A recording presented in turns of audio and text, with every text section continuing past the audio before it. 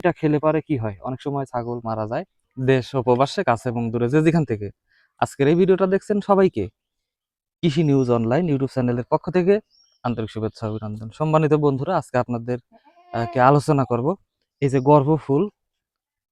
তো এটাকে বিভিন্ন অঞ্চলের ভাষায় বিভিন্ন ভাবেই কিন্তু বলে থাকে মানুষ। কেউ গর্ভফুল বলে, আসলে এটার নাম আসলে গর্ভফুলই, কিন্তু অনেকেই জোঙাল বলে বা বিভিন্ন ধরনের অনেক কিছুই বলে।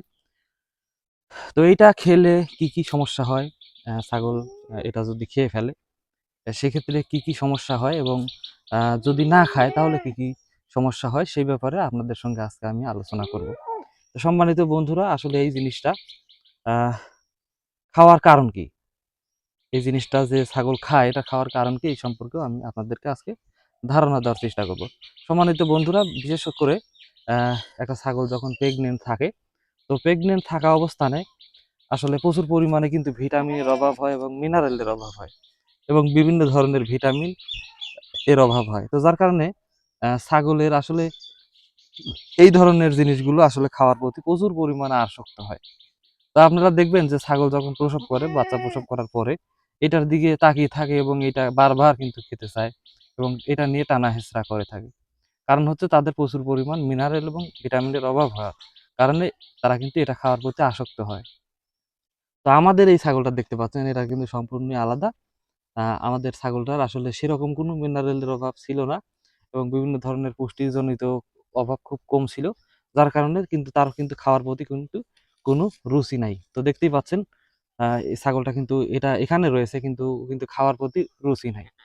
তো প্রিয় বন্ধুরা, আসলে আপনারা যখন বাচ্চা প্রসব করবে আপনাদের ছাগল খামারে, অবশ্যই অবশ্যই চেষ্টা করবেন যে এইটা যতক্ষণ পর্যন্ত না পারে ততক্ষণ আপনারা একটু খেয়াল রাখবেন। কারণ এইটা খেলে পারে কি হয়, অনেক সময় ছাগল মারা যায়। মারা যাওয়ার কারণ হচ্ছে যে এটাতে প্রচুর পরিমাণ মিনারেল এবং ভিটামিন আছে। অতিরিক্ত মিনারেল এবং ভিটামিন থাকার কারণে, হজম শক্তি না থাকার কারণে অনেক সময় হজম হবে না, যার কারণে কিন্তু অনেক সময় ছাগল মারা পর্যন্ত যেতে পারে। তো প্রিয় বন্ধুরা, তাই এইটা যেন না খায় সেই ব্যাপারে আপনারা সবসময় খেয়াল রাখবেন। তো প্রিয় বন্ধুরা, অনেক সময় দেখা যায় যে অতিরিক্ত শরীরে যদি ভিটামিনের অভাব ঘাটতি না থাকে সেক্ষেত্রে কিন্তু অনেক সময় হজম হয়ে যায়, কিন্তু অধিকাংশ সময়ই কিন্তু হজম হয় না।